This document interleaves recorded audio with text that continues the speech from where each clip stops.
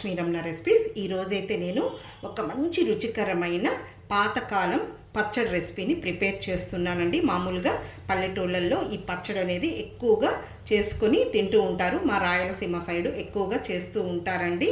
ఒక్క చుక్క కూడా నూనె లేకుండా, అలాగే స్టవ్తో అస్సలు పని అనేదే లేకుండా చేసే ఈ పచ్చడి చాలా అద్భుతంగా ఉంటుందండి. పండు మిరపకాయల పచ్చడి అండి.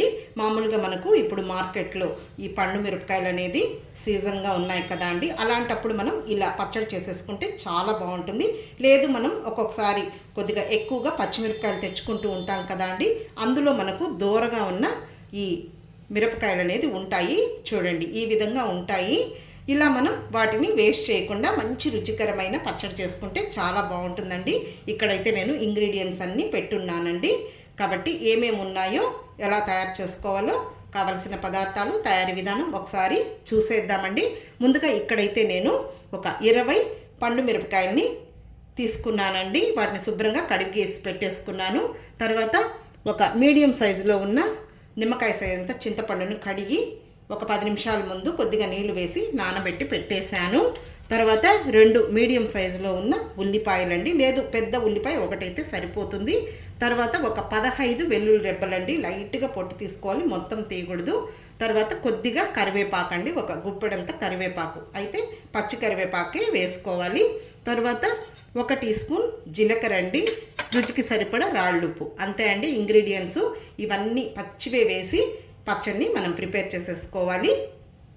ఇదే స్టైల్లో నేను ఆల్రెడీ పచ్చిమిర్చితో పచ్చడి చేసి వీడియో పోస్ట్ చేసి ఉన్నానండి. చూసి ఆ పచ్చడిని కూడా ఒకసారి ట్రై చేయండి, చాలా బాగుంటుంది. ఈరోజు అయితే నేను పండు మిరపకాయలతో ఈ పచ్చడిని ప్రిపేర్ చేస్తున్నానండి.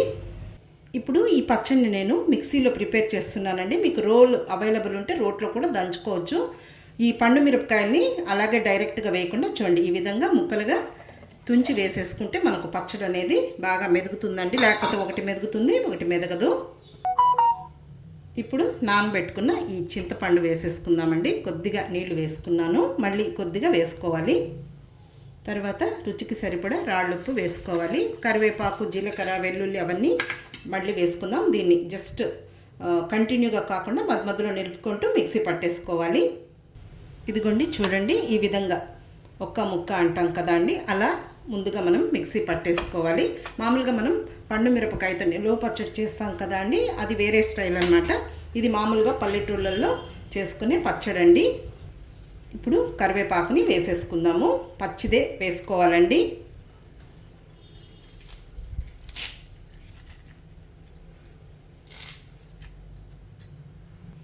తర్వాత జీలకర్ర వేసుకోవాలి. ఇప్పుడు చింతపండు నానబెట్టిన నీళ్ళు ఇంకొద్దిగా వేసుకోవాలి, మళ్ళీ ఒకసారి గ్రైండ్ చేసుకోవాలి. మనము కంటిన్యూగా వేసామంటే అంత మెత్తగా అయిపోతుందండి. రోట్లో దంచినట్టు ఉండాలంటే నిలుపుకుంటూ మిక్సీ పట్టేసుకోవాలి. ఇక్కడ చూడండి, ఈ విధంగా మిక్సీ పట్టేసుకోవాలి, మరి మెత్తగా వేయకూడదు. ఇప్పుడు ఇందులో వెల్లుల్లి, ఉల్లిపాయ ముక్కలు వేసేసుకోవాలి. చివరగా వెల్లుల్లిపాయలను కూడా డైరెక్ట్గా వేయకుండా కొద్దిగా కచ్చాపచ్చగా దంచి వేసుకోవాలండి. ఒక్కొక్కసారి మిక్సీలో మెదగవు, అలాగే ఉంటాయి. నేను కొద్దిగా కచ్చాపచ్చగా దంచి వేశాను. ఇప్పుడు దీన్ని ఒకసారి లైట్గా గ్రైండ్ చేసేసుకుందాము. ఇదిగోండి, వెల్లుల్లి కూడా మెత్తగా వేయకూడదు, ఇలా కచ్చాపచ్చగా ఉండాలి. చూడండి, ఉల్లిపాయ ముక్కలను కూడా ఇలా పొడవుగా కట్ చేసుకొని, మరీ సన్నగా కాకుండా కొంచెం విడిగా తీసేసుకొని ఇందులో వేసేసుకొని జస్ట్ లైట్గా మిక్సీ పట్టేసుకోవాలండి. ఉల్లిపాయ వేసినా కూడా ఈ పచ్చడి నిల్వ ఉంటుందండి, రోజు రోజుకి ఊరుతూ ఉంటుంది, అంత బాగుంటుందన్నమాట. ఈ పచ్చడికి వెల్లుల్లి, ఉల్లిపాయ, కరివేపాకు అండి టేస్ట్. అంతే అండి, పండు మిరపకాయల పచ్చడి రెడీ అయిపోయింది. ఇంకా ఈ పచ్చడికి ఏం పోపు ఏం లేదండి, డైరెక్ట్గా తినేయడమే. మామూలుగా మనం ఉప్మా చేసుకుంటూ ఉంటాం కదా అండి, గోధుమ రవ్వ ఉప్మా, చపాతి, అందులో కూడా చాలా బాగుంటుంది. ఉల్లిపాయ ముక్కలు కూడా చూడండి, ఈ విధంగా పచ్చా పచ్చగా ఒక్క ముక్క ఉండేటట్టే ఉండాలి. మెత్తగా మెదిగితే టేస్ట్ బాగుండదు తినేటప్పుడు. ఆ ఉల్లిపాయ ముక్కలు అక్కడక్కడ తగులుతూ ఉంటే టేస్ట్ సూపర్గా ఉంటుంది. ఇప్పుడు ఈ పచ్చడిని ఒక గిన్నెలోకి తీసేసుకుందాము. మీరు కొద్దిగా లూజ్గా కావాలంటే కూడా ఇంకొంచెం నీళ్ళు వేసి కలుపుకోవచ్చు. ఓకే అండి, ఇప్పుడు మనం ఈ పచ్చడి వేసుకొని రైస్లో తింటే సూపర్గా ఉంటుందండి. ఇక్కడ నేను ప్లేట్ పెట్టేశాను, పచ్చడిని ఒక గిన్నెలోకి తీసేసుకున్నాను. ఇప్పుడు వేడి వేడి రైస్ వేసేసుకుందామండి.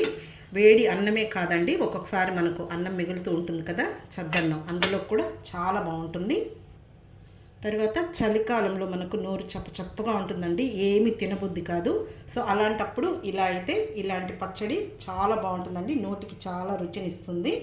కొన్ని పచ్చళ్ళు నెయ్యి వేసుకుంటే టేస్ట్ బాగుంటుందండి, కొన్ని పచ్చళ్ళు నెయ్యి లేకున్నా కూడా బాగుంటాయి. ఇలాంటి పచ్చళ్ళు నెయ్యి లేకున్నా కూడా బాగుంటుందండి, ఇష్టపడేవాళ్ళు నెయ్యి కూడా వేసుకోవచ్చు. కాబట్టి చూసారు కదా అండి, మీరు ఈసారి ఈ విధంగా పండు మిరపకాయలతో పచ్చడి చేసుకోండి. చెప్పాను కదా అండి, ఇదే స్టైల్లో నేను పచ్చిమిరపకాయలతో కూడా పచ్చడి చేసి ఉన్నాను, అది కూడా చాలా బాగుంటుంది.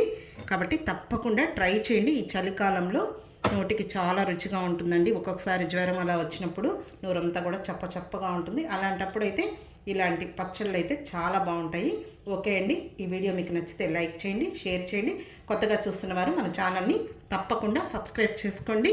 మన ఛానల్లో మంచి మంచి రెసిపీస్ బోల్డ్ అన్నీ ఉన్నాయండి, చూసి తప్పకుండా ట్రై చేయండి. ఇంకొక మంచి వీడియోతో మళ్ళీ కలుద్దాం. నమస్తే అండి.